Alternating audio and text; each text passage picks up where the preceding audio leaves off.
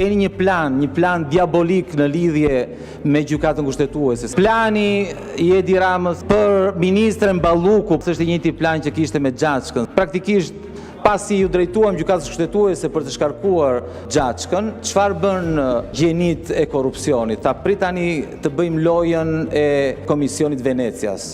E marrim këtë kërkesë, i drejtojmë Komisionit Venecias, fitojmë pak kohë sa të mbarojnë afatet dhe në këtë mënyrë Xhaçka shpëtoi.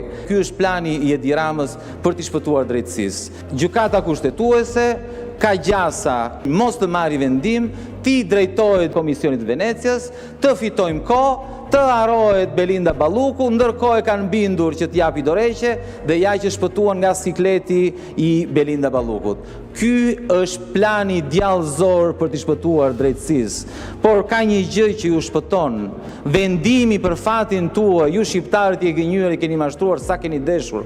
35 vjet i keni rjepur, ju keni marrë shpirtin, por vendimi për fatin tuaj, për fatin e të korruptuarve nuk është marrë këtu, është marrë në Perëndim dhe u ka gjetur belaja, nuk dini çfarë bëni, nuk dini nga t'jambani, po i shpikni të gjitha.